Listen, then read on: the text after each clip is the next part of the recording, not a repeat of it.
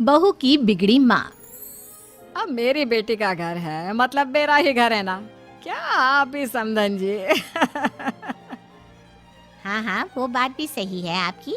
ये तो आप ही का करे, जब चाहे मुंह उठा के आ जाया कीजिए, कोई दिक्कत नहीं। ये कहानी है त्रिवेणी की, जिसकी बेटी मालविका की शादी अर्जुन से होती है। अर्जुन एक बहुत ही बड़ा बिजनेसमैन होता है और अर्जुन और मालविका को कॉलेज से ही एक दूसरे से प्रेम होता है। अपनी बेटी महलों में ब्याही गई है, इस बात का पूरा फायदा उठाती है त्रिवेणी, क्योंकि त्रिवेणी को पहले से ही चोरी करने की आदत होती है और अब वो अपनी बेटी मालविका के ससुराल में बार बार जाकर चोरियां करना शुरू कर देती है। तो चलिए देखते हैं कि कैसी है इस बिगड़ी हुई माँ की कहानी। मम्मी, सासू माँ, ये लीजिए नाश्ता।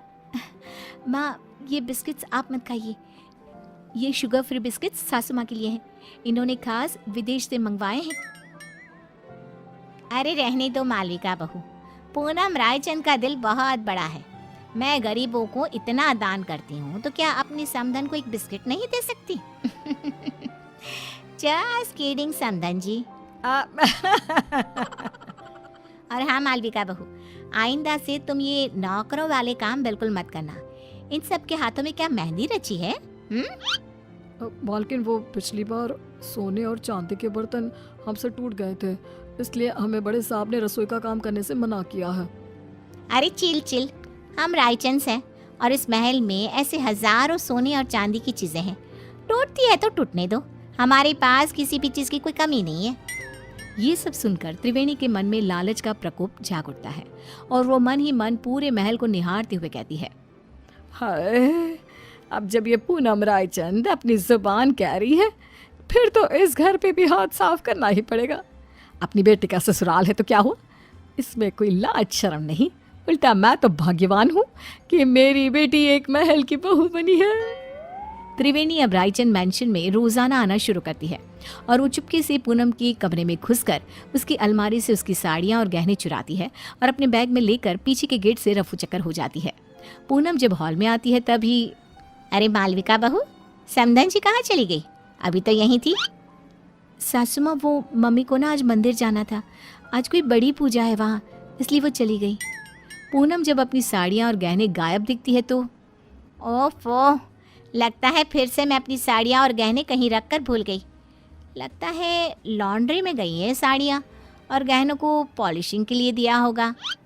पूनम को भूलने और लापरवाही की आदत थी और कोई भी चीज़ यहाँ से वहाँ हो जाए तो वो उसका कसूर अपनी लापरवाही पर थोप देती, जो कि सच नहीं था। ये बस पूनम के मन का भ्रम था। ऐसे ही त्रिवेणी कभी रसोई में से चांदी और पीतल के बर्तन, कभी महल के मंदिर में से महंगी मिठाइयाँ, कभी कोई फोन, कभी कोई घड़ी, तो कभी तिजोरी से पैसे चुराती रहती और महल में कानों कान किसी को भनक तक नहीं लगती। एक बार, अरे ये क्या मालविका, हमारी तिजोरी खाली और खुली क्यों है? इसका मतलब घर में चोरी हुई है। तुम रहती कहाँ हो? तुम्हारा हमारे कमरे पर ध्यान नहीं रहता है क्या? ये क्या बेतुकी बात कर रहे हो आप अर्जुन? मैं इस घर की बहू हूँ और मेरे कंधों पर दुनिया भर की जिम्मेदारियां रहती हैं। अब क्या मैं कुर्सी लगाकर कमरे में बैठकर चौकीदारी करती रहूं? वही रह गया है क्या? पूरे महल के हाउस कीपिंग स्टाफ और सिक्योरिटी को एकत्रित किया जाता है और सबकी तलाशी ली जाती है। पूनम को अब समझ में आ जाता है कि पिछले कुछ दिनों से सिर्फ उसकी ही नहीं बल्कि महल की काफ़ी चीज़ें भी गायब हो रही थी। पूनम का पति इंद्रिश कहता है, अरे पूनम, तुम खामखा अपने आप पर भुलक्कड़ होने का, लापरवाही होने का शक कर रही थी, जबकि चोरियां सिर्फ हमारी ही नहीं, पूरे महल की चीज़ों की चोरी हो रही थी और मालविका बहू और अर्जुन की भी कई सारी चीज़ें गायब हुई हैं।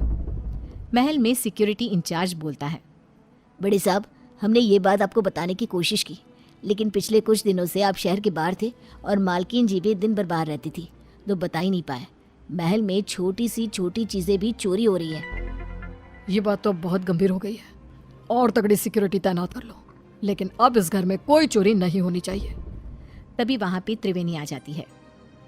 क्या हुआ दामाद जी, और आप सब इतने चिंतित और परेशान से क्यों नजर आ रहे हो? कोई समस्या आन पड़ी है क्या? हाय हाय। अर्जुन त्रिवेणी को आए दिन होने वाली चोरियों के बारे में बताता है और त्रिवेणी थोड़ी सी घबरा भी जाती है। अरे बाप रे बाप, इतनी बड़ी बात! आम सी बात है, हमारे गली मोहल्लों में ना इतनी सारी चोरियां होती है, तो फिर ये तो एक राजमहल ठहरा। चिंता मत कीजिए आप सब, कड़ी सिक्योरिटी कर दीजिए। मतलब क्या, चोर और चौकन्ना हो जाएगा और कम चोरी करेगा। क्या मतलब है आपका समधन जी? अब हाय हाय, अरे गधेड़ी बेवकूफ त्रिवेणी, ये क्या बोल रही हो? बैल मुझे मार जैसी समस्या खड़ी मत कर त्रिवेणी। समधन जी, किस सोच में डूब गई आप? अब कुछ भी तो नहीं समधन जी, समधी जी, मैं तो बस ये कह रही हूँ कि आप अपना सारा सामान सहज के छुपा के रखिए, इसमें भलाई होगी आपकी। पूनम को त्रिवेणी के इस व्यवहार पर थोड़ा सा शक आ जाता है। त्रिवेणी अब से रायचंद मैंशन में आना जाना कम कर देती है, अपने घर में। बस अब अपना अगले कुछ दिनों तक का स्टॉक तो मैं भर लाई हूँ। अब वहाँ रायचंद मैंशन में मामला काफ़ी गर्म है। जब तक वो ठंडा नहीं हो जाता, मैं वहाँ तीज त्योहारों में ही आया जाया करूँगी, क्योंकि अगर मैं वहाँ गई तो चाहे मैं एक चम्मच ही क्यों ना लूँ, उसे भी चोरी करने से अपने आप को रोक नहीं पाऊंगी। क्या करूँ, आदत से मजबूर जो हूँ। और बेवकूफ रायचंद, उन्हें तो पता भी नहीं कि आस्तीन का सांप रोज उनके घर में आकर चोरी करके जाता है। बेचारे जितने माला माल हुए उतने ही कंगाल भी हो गए। महल में एक नौकर पूनम के पास जाकर उससे कहता है, मालकिन, मुझे ना आपको एक बात बतानी है। वो दरअसल छोटी मालकिन की मम्मी यानी कि त्रिवेणी जी को मैंने अपनी आंखों से चोरी करते हुए देखा था। क्या तुम घन चक्कर हो क्या? तुम्हें ये बात मुझे पहले बतानी चाहिए थी ना। मुझे वैसे भी उस सो कॉल्ड समधन जी त्रिवेणी पर शक तो आ ही रहा था, लेकिन कंफर्म नहीं कर पा रही थी मैं आपको ये बात पहले इसलिए नहीं बता रहा था क्योंकि मेरे पास कोई सबूत नहीं था और आप मेरी बात पर विश्वास भी नहीं करते। और तो और त्रिवेणी जी इतनी चालाक हैं कि उन्होंने महल की उन्हीं जगहों पर चोरी की है जहाँ सीसीटीवी कैमरा नहीं है। अब देखना मैं क्या चक्रव्यूह रचाती हूँ। अब मैं हमारा पुश्तैनी हीरे का हार सरेआम हॉल में रख दूंगी, और जैसे ही वो त्रिवेणी उस हार को चुराएगी तब मैं उसे रंगे हाथ पकड़ लूंगी। पूनम की इन सब बातों को मालविका कमरे के बाहर ही सुन लेती है और वो अत्यंत हैरान और स्तब्ध हो जाती है। मालविका फौरन अपनी माँ त्रिवेणी को फोन लगाती है। मम्मी, आपसे ये उम्मीद नहीं थी, आपने अपनी ही बेटी के ससुराल में इतनी सारी चोरियां की। वेरी बैड मम्मी, सासू माँ को आपकी इन काली करतूतों के बारे में सब पता चल चुका है। मालविका बेटा, ये तो क्या करी है? मैंने कोई चोरी चकारी नहीं की यार। मुझे आपसे कोई बात नहीं करनी, बाय। मालविका इतना कहकर फोन कॉल कट कर देती है। त्रिवेणी अब पूरी तरह डर चुकी थी। वहीं रायचंद मैंशन में पूनम हॉल में खुले आम पुश्तैनी हीरे का हार रख देती है और त्रिवेणी को न्योता देने के लिए फोन लगाती है। त्रिवेणी पूनम का कॉल देखकर कांपने लगती है। पूनम, रायचंद का कॉल, मेरी तो आज शामद है। अरे आज सूर्योदय किसी और दिशा से हुआ है क्या? त्रिवेणी मेरा फोन नहीं उठा रही। खैर, वो वैसी भी आज आने ही वाली थी 2 बजे तक। अपने आप आएगी और सारी चोरी सीसीटीवी में रिकॉर्ड हो जाएगी। पूनम अपने कमरे में आराम करने चली जाती है और सभी नौकर भी भोजन करने जाते हैं। तभी वहां पर बालकनी से एक चोर आता है और वो पुश्तैनी हीरे का हार चुरा कर ले जाता है। और बाद में जब पूनम ये सीसीटीवी में देखती है तब, ये क्या? ये तो एक आदमी चोर है। अरे नहीं, ये क्या कर दिया मैंने? तभी पूनम का फोन बजता है और उसे एक वीडियो मैसेज आता है जिसमें त्रिवेणी का वीडियो होता है। क्यों समधन जी, आपको क्या लगा आप मुझे पकड़ लोगी? लेकिन मैं तो चली 7 समंदर पार।